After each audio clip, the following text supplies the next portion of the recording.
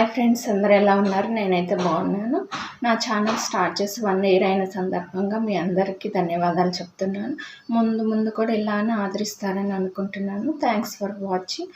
అలాగే సబ్స్క్రైబ్ చేసుకున్న వాళ్ళందరికీ మరొకసారి కృతజ్ఞతలు. ఫస్ట్ టైం ఎవరైనా ఛానల్ చూస్తున్నట్లేదు ప్లీజ్ సబ్స్క్రైబ్ చేసుకొని అలాగే లైక్ చేయండి, షేర్ చేయండి, కామెంట్ చేయండి. మీరు ఏదైనా సజెషన్స్ ఇవ్వాలంటే ఇవ్వచ్చు, అంటే ఎలాంటి వీడియోస్ చేస్తే బాగుంటుంది అని చెప్పేసి అంతే. ఒక ఫ్రెండ్ లాగా, ఒక సిస్టర్ లాగా అట్లా అనుకొని సజెషన్స్ అయితే ఇవ్వచ్చు అనమాట. సబ్స్క్రైబర్స్ అయితే 6000 ప్లస్ అయ్యారు, కానీ 2500 అయ్యండి. ఇంకా 1500 వాచ్ అవర్స్ వస్తాయి కానీ మానిటైజేషన్ అవ్వదు. ఇక నేను మార్చ్ 1కి స్టార్ట్ చేశాను. కాకపోతే వీడియోస్ ఏంటంటే ఉగాది నుంచి పోస్ట్ చేశాను అనమాట. మధ్యలో కొన్ని రోజులు చేసిన తర్వాత షార్ట్స్ పెడతాము, సబ్స్క్రైబర్స్ పెరుగుతారని చెప్పి షార్ట్స్ పెడుతూ ఉన్నాను. సబ్స్క్రైబర్స్ అయితే పెరిగారు కానీ వాచ్ అవర్స్ పెరగలేదండి.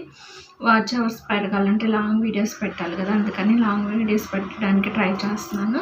ఎవరైనా ఫస్ట్ టైం నా ఛానల్ని చూస్తున్నట్లయితే ప్లీజ్ సబ్స్క్రైబ్ చేసి. ఈ మధ్యకాలంలో ఎక్కువ వ్లాగ్స్ కూడా పెట్టట్లేదు, ఎందుకంటే పిల్లలతోటి సరిపోతుంది. వ్లాగ్స్ అట్లా పెట్టాలంటే ఎక్కువ టైం అయితే తీసుకోవాలి కదా, అందుకని వ్లాగ్స్ పెట్టడం అయితే కుదరట్లేదు అనమాట.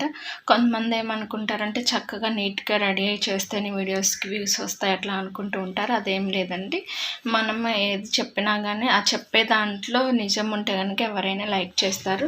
కొంతమంది చూడండి, విలేజెస్లో వాళ్ళు ఏం రెడీ అవ్వాల్సిన అవసరం ఏం లేదు కదా, నార్మల్గా వాళ్ళు జరిగే థింగ్స్ చెప్తూ ఉంటారు కానీ వ్యూస్ బాగా వస్తాయి. కొంతమంది ఏంటంటే కొత్తగా పెట్టే వాళ్ళు ఏమనుకుంటున్నారు అంటే బాగా రెడీ అవ్వాలేమో అనుకుంటున్నారు. అట్లా ఏమీ లేదండి. మనం చెప్పే పాయింట్ అనేది జనాలకు రీచ్ అవుతుందా లేదా అనేది చూసుకుంటే సరిపోతుంది. కొంచెం మంచి వీడియోస్ పెడుతూ ఉంటే కనుక ఒక్కొక్కసారి కొంతమంది వాటిలైతే ఏమీ ఉండదు, అసలు జస్ట్ ఏది ఇట్లా బ్లింక్ అయిపోతూ ఉన్నట్టు ఉంటుంది కానీ వ్యూస్ అయితే వస్తూ ఉంటాయి. యూట్యూబ్లో వ్యూస్ రావటము, మానిటైజేషన్ అవ్వటం అనేది కూడా ఒక లక్ లాగా చెప్పొచ్చు. ఎందుకంటే అది కొన్నిసార్లు కొంతమంది చాలా హార్డ్ వర్క్ చేసి మంచి కంటెంట్ పెడుతూ ఉంటారు, అయినా కానీ వాళ్ళకైతే వ్యూస్ అయితే రావు.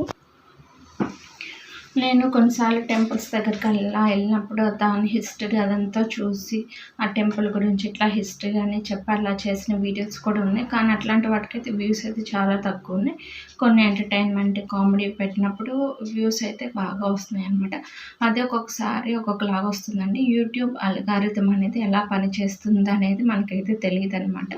యూట్యూబ్ అల్గారిథం బట్టి వ్యూస్ అనేది వస్తాయి, అంతేగాని ఒకళ్ళకి 1 మిలియన్ వ్యూస్ వస్తే సేమ్ అదే వీడియో పెడితే మనకి వస్తాయి అంటే రావండి, అట్లయితే రావు.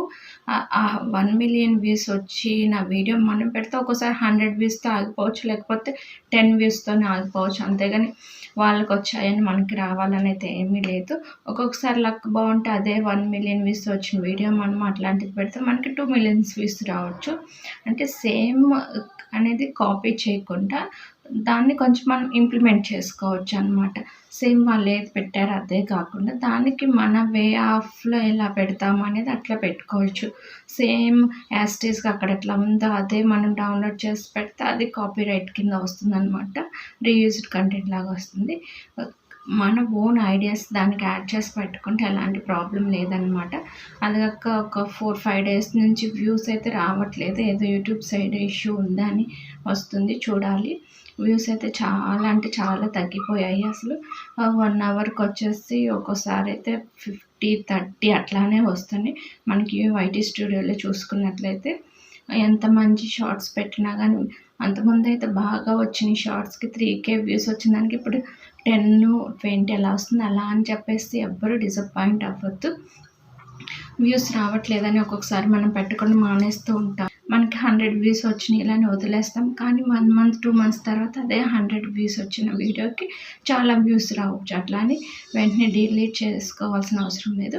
1 ఇయర్ అయిన తర్వాత అప్పటికి కూడా యూట్యూబ్ రికమెండ్ చేయకపోతే కనుక ఆ వీడియో అయితే డిలీట్ చేసుకోవచ్చు. చాలామందికి వీడియోస్ ఎక్కువైపోయినాయి కదా, ఓల్డ్ వీడియోస్ని డిలీట్ చేసుకోవాలని అనుకుంటూ ఉంటారు. అలా అని చెప్పి కనిపించిన వాళ్ళ ప్రతి ఒక్క ఫోన్ తీసుకొని సబ్స్క్రైబ్ అయితే చేసుకోవద్దు.